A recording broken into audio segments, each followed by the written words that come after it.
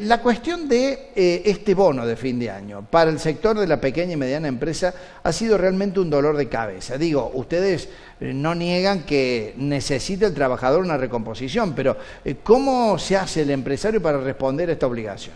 Mira, el día que lo anuncian, que fue una conferencia de prensa, Sí. después demoró una semana en salir el decreto, es decir, cómo fue traído los pelos, por eso cuando lo pintabas vos está bien así.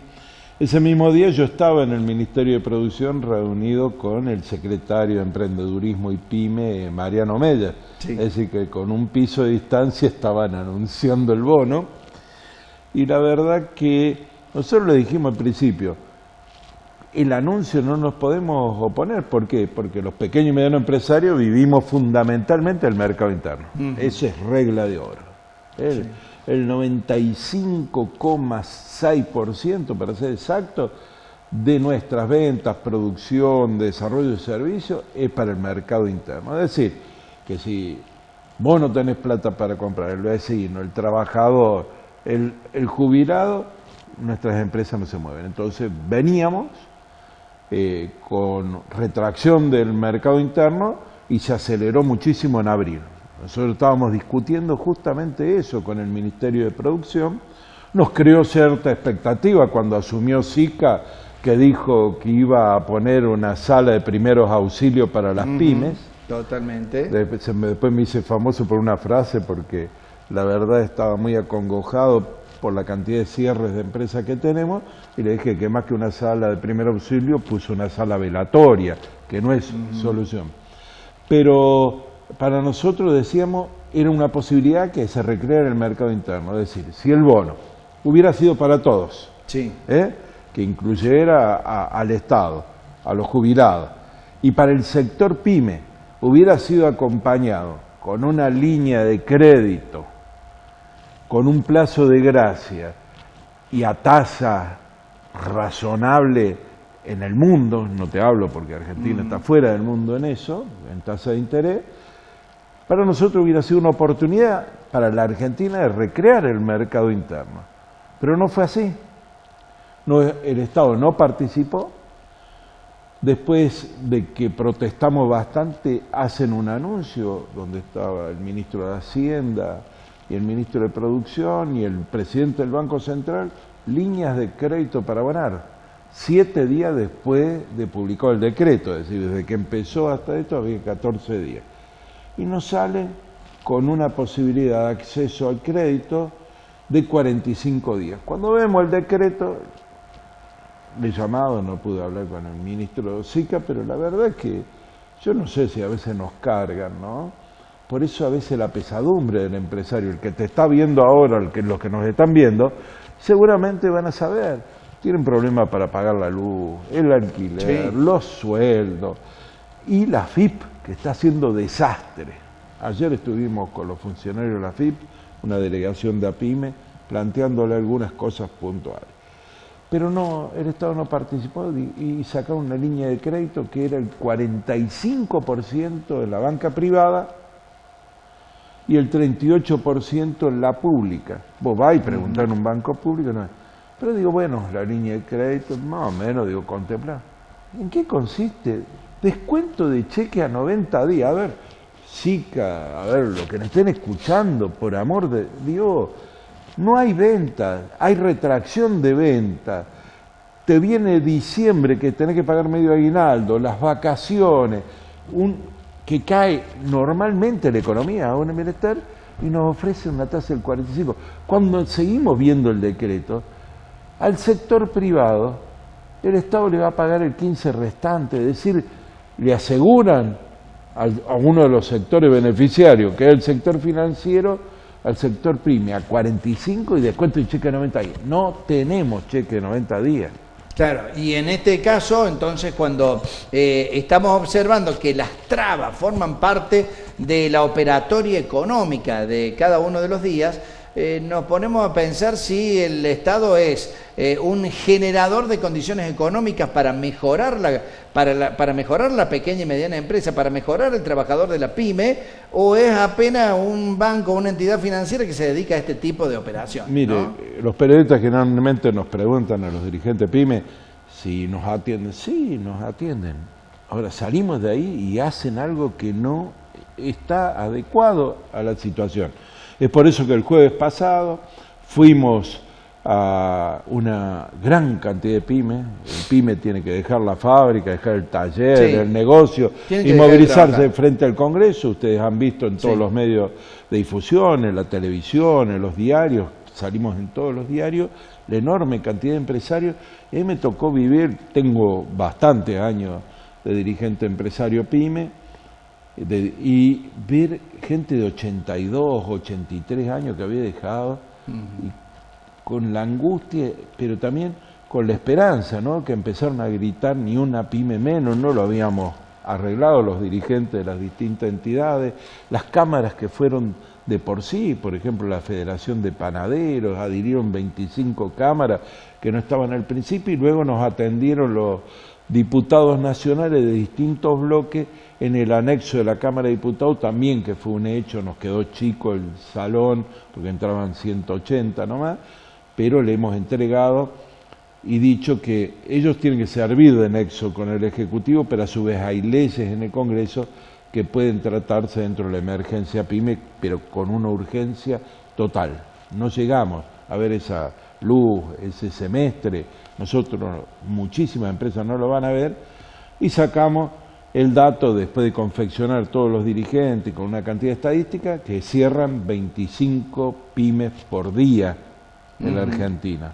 Hoy por hoy, ese es el dato estadístico. Sí, pero un periodista de Córdoba que lo sacó con una consultora en el diario de tirada masiva de Córdoba, saca el día domingo, el viernes pasado, que en realidad el dato es 35 empresas por día. Es decir, un monto mayor al brindado por la consultora. Entonces es evidente que es una preocupación seria, que esto significa miles de puestos de trabajo, que se han perdido en el sector privado 107.500 puestos de trabajo hasta fines de octubre de este año, en lo que va de la actual administración, y que las pymes son dadoras de empleo, pero también un elemento democrático en la economía, que tenemos un montón de virtudes, pero que si no hay un Estado, como decías vos recién, que nos acompañe,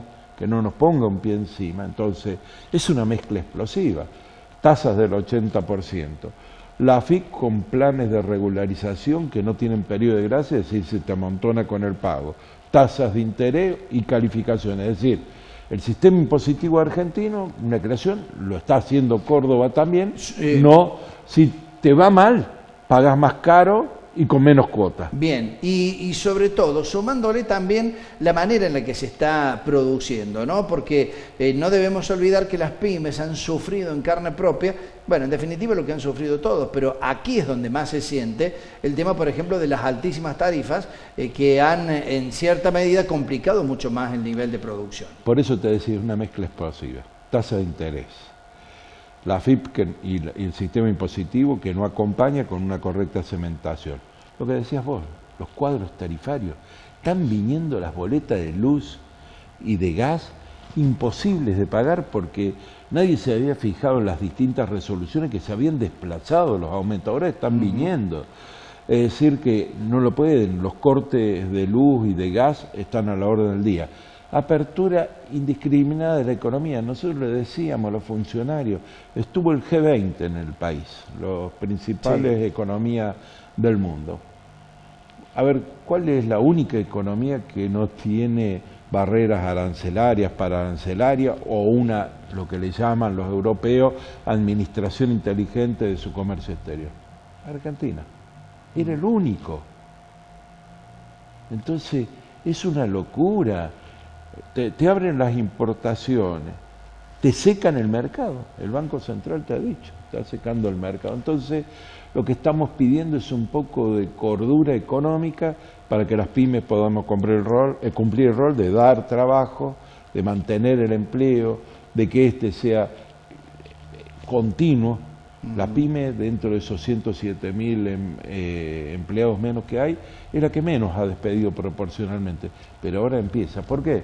Porque cuando vos empezás a despedir en tu negocio, si tenés 5, 6 o 10 empleados, es que en realidad los trabajadores son parte de tu capital. Cuando empezaste a despedir es que empezaste a cerrar. Realmente, es como para pensar. Y sobre todo en un escenario en donde en algún momento el presidente Mauricio Macri destacó las pymes porque eran los genuinos edificadores del trabajo en la República Argentina. Lo había planteado en esos términos, pero evidentemente se les hace imposible. La última pregunta antes de pasar al próximo bloque, ¿vos tenés una idea de cuántas son las pymes que han podido cumplir con este requisito obligatorio de pagar el bono de fin de año? No, no hay una estadística, pero te digo que de los asociados y de los con los que hablo, ha sido muy difícil y depende del gremio, porque el artículo 3, el bono, además de agregar la discordia, es decir, en qué situación nos pusimos. Una gran empresa tiene un relacionista de trabajo, un relacionista público, y saldrá, dirá si lo puede o no pagar. Nosotros llegamos al negocio y le tenemos que mirar a la cara, mirá, sí, te lo dieron en ley, pero no tengo para pagártelo. Pero después, cada convenio ha establecido distintos plazos y en muchos casos ha absorbido aumentos a cuenta. Es decir, que también para el trabajador, para el empleado, ha sido una noticia no del todo buena y en realidad nadie está recibiendo los 2.500 pesos así como eran, sino está recibiendo menos.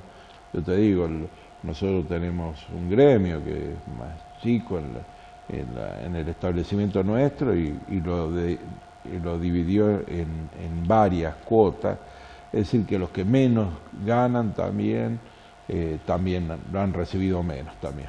Y en materia política, sabemos que usted conforma parte del denominado Partido Solidario. Así es, presido el Partido Solidario, que está dentro de Unidad Ciudadana, y vos decís, saltás de tema, es una consecuencia lógica. Ajá.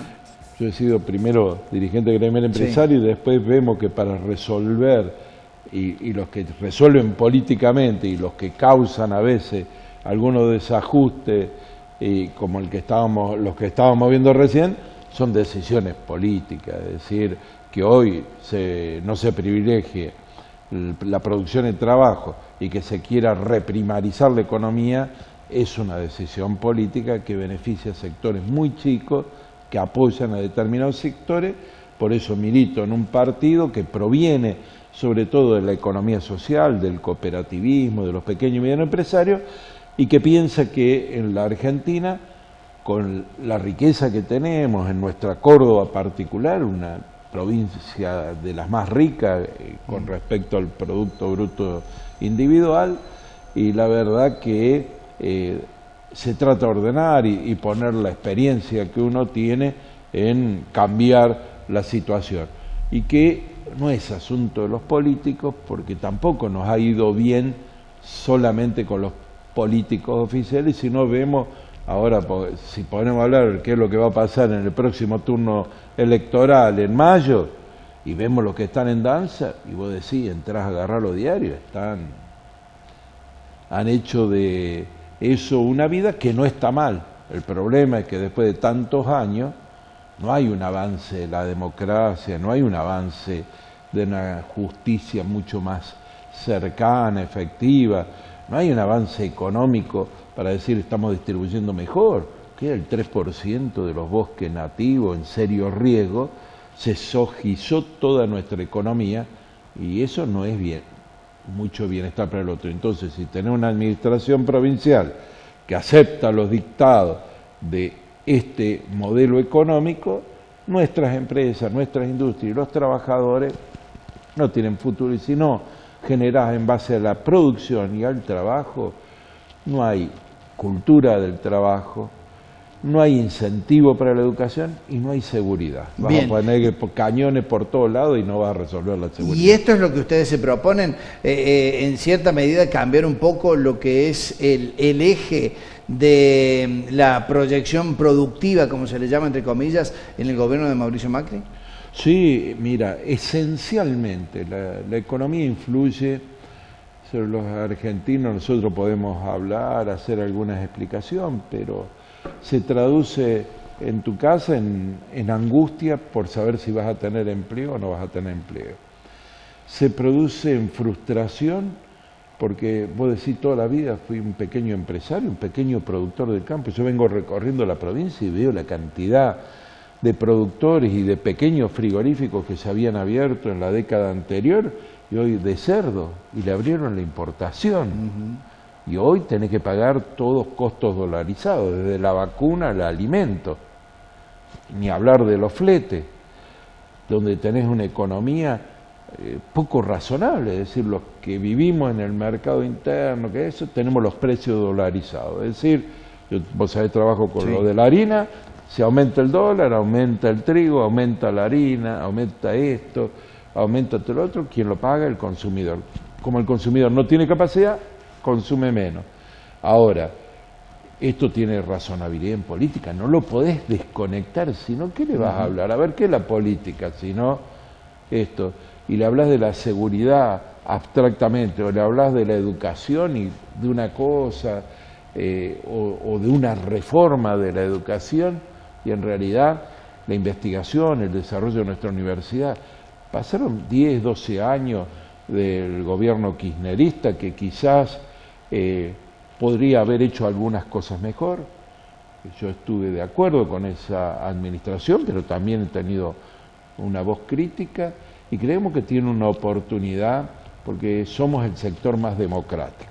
Sí. Somos democráticos porque contemplamos a los trabajadores, no solamente a la dirigencia sindical. Contemplar a los trabajadores mucho más. Contemplar al que trabaja, al pequeño empresario, contemplar al profesional, contemplar al investigador. Vos te imaginás, yo ya tengo nietos, ¿no? Algunos ya está a punto el año que viene de termine el secundario y pensar en ir a la universidad. Con esta situación, otra vez la salida laboral va a ser las embajadas o Ezeiza. Es decir, mientras antes traíamos gente.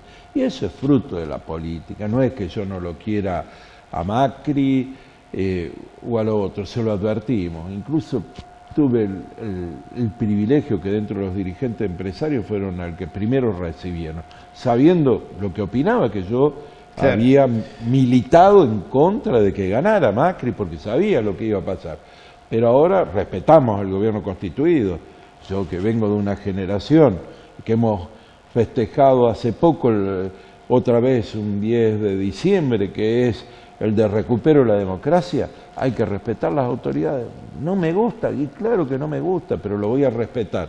Ahora, pedimos que respeten también la Constitución en Unidad Ciudadana, que va a ser mucho más amplio en la provincia de Córdoba, y le va a ofrecer, vamos a hacer lo imposible para ofrecer una alternativa a los cordobeses. Bien, ¿va a ser candidato Fernández? Si hace falta, sí, si me lo... No es una porque sabemos que hay algunos sectores que ya le han reclamado. Sí, ¿no? Sí, yo he sido candidato a diputado nacional en tercer lugar cuando salió elegido Carro.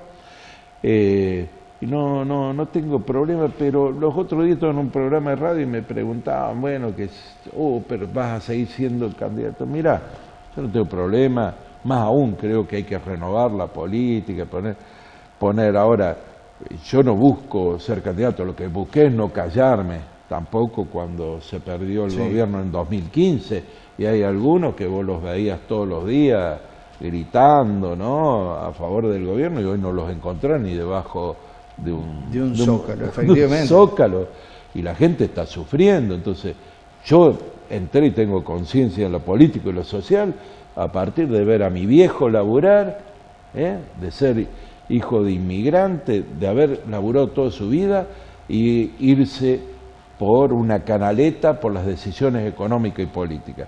Ver que en este país tan rico tan poca gente se llena de plata. Los agroexportadores en ahora, el sistema financiero y los sectores vinculados a la timba financiera. Vos si tuvieras un millón de pesos... Que han hecho mucha diferencia. Vos tuvieras un millón de pesos hoy, ¿ponés un negocio, ponés una fábrica? ¿O lo ponés... ¿Querés que te den las tarjetas del banco? ¿Cuánto están ofreciendo el plazo fijo hoy? Sí, es hacer plata sin esfuerzo. La última, Fernández. ¿Va por su cuenta Unidad Ciudadana aquí en la provincia de Córdoba? Porque algunas versiones indicaban de la posibilidad de alguna alianza política. Unión por Córdoba, por ejemplo. Yo, en lo personal, creo que Unión por Córdoba es exactamente igual a Cambiemos, exactamente. Si no, veamos el presupuesto provincial, veamos las políticas que hacen incluso a las políticas de seguridad y las políticas económicas. El gobernador está pidiendo más deuda en Kuwait, han súper endeudado la provincia y el índice que va a salir de desocupación en el Gran Córdoba va a ser uno de los más altos del país. ¿Cómo lo solucionan? ¿Cómo lo disimulan? Y con la cantidad de tarjetas, si no, mira el presupuesto provincial, tarjeta para comida, tarjeta primer empleo, viejo empleo, cosa de... Y eso disimula porque ya dejás de buscar empleo, el tipo que está empleado, claro. Eso es en una economía en crecimiento. Vos lo primero que tenés que defender es una provincia rica como Córdoba, que tenga su industria, un apoyo consecuente, no las aventuras que ha hecho el gobierno provincial, también con la promoción industrial que ha regalado plata de los cordobeses y hoy muchos pymes no pueden pagar su energía eléctrica y sin embargo la promoción industrial le está pagando a grandes empresas con tu dinero, que les gusta tanto a los liberales decir, con los dineros de todos, le está pagando la energía eléctrica a monopolios que son formadores de precios. Bueno, para la polémica, de todas maneras, palabra y expresión de un hombre que ya es casi, podríamos decir, precandidato de Unidad Ciudadana para las próximas elecciones. Va a ser más amplio, es lo que me olvidé de decir. Esto requiere que la alianza no es con Unión por Córdoba, pero hay muchísimos sectores otros partidos sociales, no solamente partidos, alguna vez las fuerzas políticas que contemplen la inmensa. En Córdoba hubo miles en la calle defendiendo el ambiente, defendiendo los derechos humanos, los derechos de la mujer, contra la violencia, defendiendo la industria y el trabajo. Entonces esos miles tienen que canalizar también en las opciones políticas, en sus programas y en sus candidatos.